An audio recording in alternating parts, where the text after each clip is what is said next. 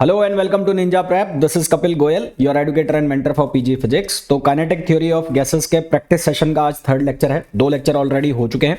इस लेक्चर के अंदर हम लोग जो क्वेश्चंस डिस्कस करेंगे वो मेनली बेस्ड होंगे काइनेटिक एनर्जी के ऊपर, और साथ ही साथ जो आरएमएस स्पीड आती है हमारी या एवरेज स्पीड आती है उनके ऊपर बेस्ड क्वेश्चन होंगे आज के लेक्चर में। और अगर कुछ क्वेश्चन बच भी जाते हैं तो फिर उसके लिए मैं नेक्स्ट लेक्चर जो है उसमें ले लूंगा, और बाकी जितने भी टाइप के क्वेश्चंस होंगे वो सारी वैरायटी के क्वेश्चन हम कर लेंगे। तो चलिए स्टार्ट करते हैं। पहला क्वेश्चन जो आपको दिख रहा है यहाँ पर, अच्छा पहला क्वेश्चन ये नहीं है, 13 है। पहला जो क्वेश्चन आपको दिख रहा है उस क्वेश्चन में बोला गया है the total kinetic energy of 1 mole of N2 at 27 degree centigrade will be approximately. 27 degree centigrade पर 1 मोल N2 की कुल गतिज ऊर्जा लगभग होती है ना। अब यहाँ पर ये आप ध्यान रखें कि यूनिट जूल में भी दी हुई है और यूनिट कैलोरी में भी दी हुई है। तो कुछ चीज़ें मैं आपको बता दूं। एक कैलोरी को आप किसके बराबर लिखते हो? 1 calorie is equals to 4.2 joule. तो जूल जो आएगा उसको कैलोरी में यदि बदलना है तो वो किसके बराबर हो जाएगा? 1/4.2 कैलोरी, ये हो जाएगा। ठीक है। तो यहां पर गैस कौन सी दी है? N2 गैस दी है। तो N2 गैस कौन सी होती है? Diatomic. ये कैसी होती है? Diatomic. हमें क्या पूछा है? हमें पूछा है mean kinetic energy, total kinetic energy. तो काइनेटिक एनर्जी बराबर हो जाएगी NF, इक्विपार्टीशन एनर्जी वाला कंसेप्ट लगाना है। हर डिग्री ऑफ फ्रीडम के पास एक चली जाती है। N2 जो है, N2 वो कौन सा होता है? Die atomic. डाई एटॉमिक के पास डिग्री ऑफ फ्रीडम होती है 5, तो ये हो जाएगा 5/2 RT। और 1 मोल दे रखा है इसलिए 1 से मल्टीप्लाई कर देंगे तो NF/RT/2 ये फॉर्मूला यूज करना है। तो डाई एटॉमिक गैस के लिए डाई एटॉमिक गैस के लिए F की जो वैल्यू हो गई वो हो गई 5, है ना। और नंबर ऑफ मोल हमें कितने दे रखे? 1 है, ये गिवन है। नंबर ऑफ मोल की वैल्यू कितनी गिवन है? 1 गिवन है। तो इसको मैंने कितना ले लिया? 1 ले लिया। R की वैल्यू 8.314, तो यहां से N और ये हो गया 5, ये हो गया 8.314। और टेम्परेचर जो है 27 डिग्री सेंटीग्रेड है उसको केल्विन में कन्वर्ट कर लो तो ये हो जाएगा 300 केल्विन अपॉन 2। इसको जब सॉल्व करोगे तो आंसर आएगा जूल में, और इसको आप कैलोरी में बदल लो। कैलोरी में बदलोगे तो किससे डिवाइड कर दोगे? 4.2 से। तो ये लगभग 8 ही हो गया और 8 ही हो गया तो कट जाएंगे। तो यहां से हमारे पास आंसर आ जाएगा 1500 कैलोरी, है ना। आंसर अपने पास कितना आ जाएगा? 1500 कैलोरी। और ऑप्शन कौन सा हो जाएगा? सेकंड हो जाएगा। यहां ध्यान देना कि जूल में भी आंसर है, कैलोरी में भी। जब आप 4.2 से डिवाइड नहीं करोगे तो आंसर आ रहा होगा आपका जूल में आ रहा होगा, तो आपको देख के घबराना नहीं है कि क्वेश्चन गलत है। यहाँ पर यूनिट्स को ध्यान में देख के चलो, यूनिट अलग अलग लिखी हुई है चारों, है ना। तो यूनिट पे भी ध्यान देना है अपने को। तो आंसर कितना आ जाएगा? सेकंड आ जाएगा। अगला क्वेश्चन है किस टेम्परेचर पर average molecular kinetic energy double हो जाती है 20 डिग्री सेंटीग्रेड के? तो kinetic energy, average kinetic energy की अगर मैं बात कर लूं तो ये जो हम लिखते हैं एवरेज काइनेटिक एनर्जी, इसकी वैल्यू को हम किसके बराबर लिखते हैं? Average NF/RT/2। तो यहां से जो काइनेटिक एनर्जी है वो किसके प्रोपोर्शनल हो रही है? टेम्परेचर के प्रोपोर्शनल हो रही है। किसके प्रोपोर्शनल हो रही है? टेम्परेचर के। तो हमें पूछा है किस टेम्परेचर पर 2 गुनी हो जाएगी, है ना। तो यहां से KE2/KE1 इक्वल्स टू कितना हो जाएगा? T2/T1। अच्छा, किस टेम्परेचर पर energy becomes double at that of 20 degree centigrade? तो 20 डिग्री सेंटीग्रेड को केल्विन में बदल लो। केल्विन में बदलोगे तो ये हो जाएगा 293, ये हो जाएगा T2 और यहाँ 2 टाइम्स करना है। तो T2 की वैल्यू कितनी हो जाएगी? 293 इंटू 2, तो ये कितना आ जाएगा? 6 और 2 निम 18 और 2 दूनी 4 और 1 5, तो 586 ये आया है किसमें? केल्विन में आया है ना। वही धोखे में मत आ जाना, 586 यहाँ पर लिखा हुआ है। इसको आपको डिग्री सेंटीग्रेड में कन्वर्ट करना है। तो डिग्री सेंटीग्रेड में कन्वर्ट करोगे तो इसमें से 273 माइनस कर दो, तो 6 में से 3 गया 3, 8 में से 7 गया 1, 5 में से 2 गया 3। तो आंसर आ जाएगा कितना? 373 डिग्री सेंटीग्रेड। ऐसा क्वेश्चन इसके पहले वाले लेक्चर में भी कराया था, वहां पर भी दोनों आंसर लिखे हुए थे। तो 586 आ गया, कहीं खुश हो जाओ, 586 आंसर आ गया, वो केल्विन में है। हमें डिग्री सेंटीग्रेड में चाहिए तो आंसर क्या आ जाएगा? 313। नेक्स्ट क्वेश्चन देखो। If number of H2 molecules is double of O2, ratio of the total kinetic energy at 300 kelvin. 300 kelvin पर टोटल काइनेटिक एनर्जी का रेशियो बताना है। Number of H2 molecules is double of O2। तो total kinetic energy जो है, total kinetic energy उसको हम कैसे लिखते हैं? NF/RT/2। और अगर मेरे को मॉलिक्यूल्स के टर्म में लिखना है, ये तो किस में है, मोल के फॉर्म में, इन मोल, यहाँ तो किस में लिखा है, मोल में। और यहाँ पर टोटल काइनेटिक एनर्जी को अगर मैं लिखना चाहता हूँ मॉलिक्यूल्स में, तो कैसे लिखेंगे, एन के टी, और यहाँ एफ भी लगा देता हूँ, अपॉन 2। तो ये किस में आ गया, मोल में आ गया। या आप इसको यहीं से कन्वर्ट कर लो ना मोल में, डायरेक्ट मोल में कैसे कन्वर्ट करोगे कि के बराबर होता है आर अपॉन एन ए। तो आर की जगह क्या लिख दोगे, के इंटू एन ए। ठीक है, आर की जगह क्या लिख दोगे, के इंटू एन ए।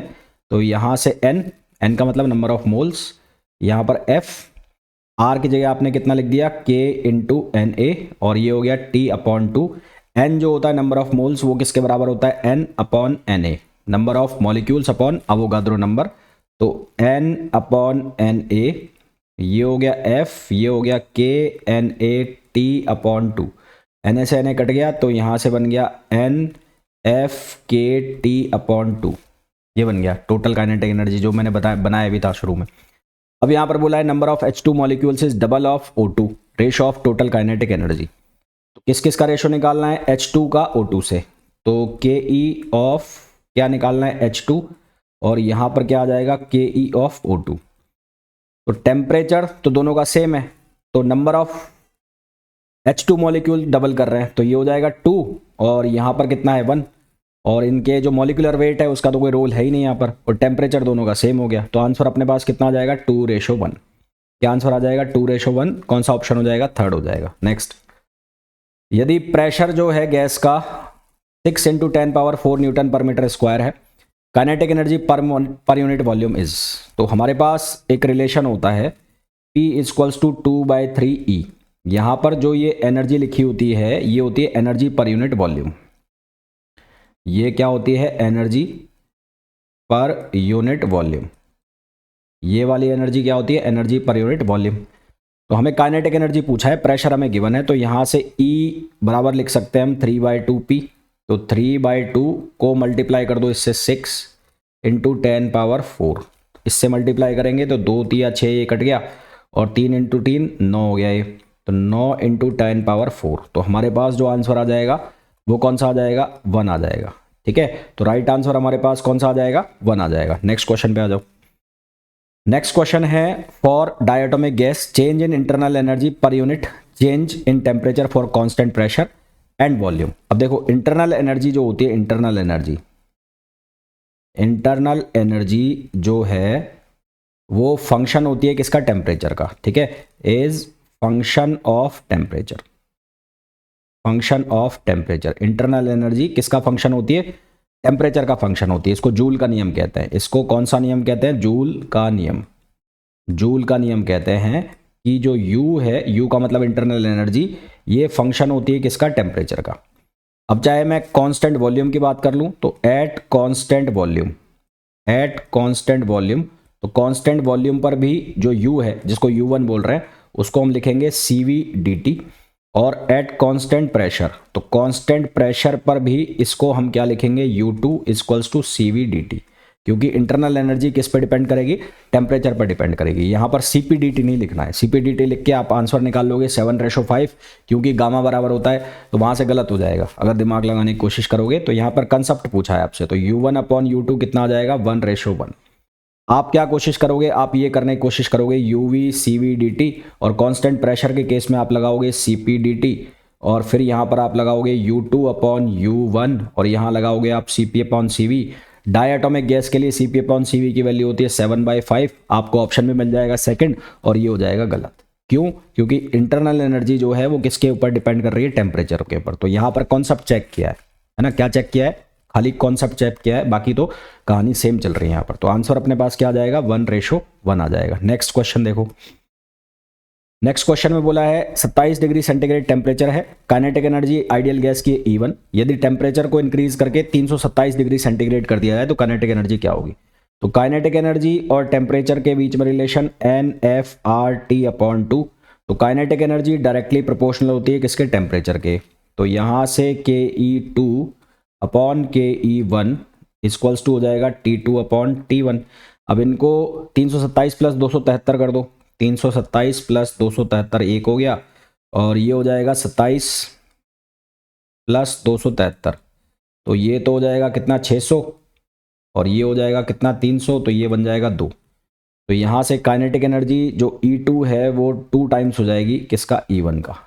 तो आंसर अपने पास कितना आ जाएगा 2E1, जो कि आंसर हो जाएगा कौन सा, ए हो जाएगा। नेक्स्ट क्वेश्चन देखो। नेक्स्ट क्वेश्चन में बोला है n molecules of an ideal gas at temperature T1 and pressure P1 are contained in a close box. तो n बराबर क्या होता है, n बराबर होता है PV/kT। पहला कंडीशन मैंने लिख लिया, टेम्परेचर कितना दे रखा है T1, प्रेशर दे रखा है P1, तो ये लिख दिया मैंने P1 V और K T1। पहली तो चीज़ ये लिख ली। The number of molecules in the box is doubled, number of molecules को डबल कर दिया जाता है, keeping the total kinetic energy same. Total kinetic energy को क्या रखा हुआ है, सेम रखा हुआ है।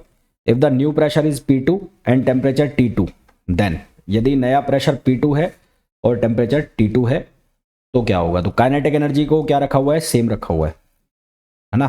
तो काइनेटिक एनर्जी पहले केस में और काइनेटिक एनर्जी दूसरे केस में, दोनों केस में क्या है, सेम है। तो काइनेटिक एनर्जी को कैसे लिखेंगे, NF/kT/2, या नंबर ऑफ मॉलिक्यूल्स के केस में n लिखोगे आप, n ऐसे। तो यहाँ क्या लिखोगे n, और यहाँ पर n1 लिख दो, यहाँ T1, और यहाँ लिख दो N2/F/kT/2। ठीक साहब। अब यहाँ पर सबसे पहले प्रेशर को रिलेट करो। प्रेशर के लिए कैसे बनाएंगे, प्रेशर के लिए हम बनाएंगे P इक्वल्स टू, हमारे पास होता है 2/3 इंटू ई। प्रेशर के लिए क्या होता है, P इक्वल्स टू 2/3 इंटू ई, और ये जो E है ये क्या होती है, काइनेटिक एनर्जी होती है।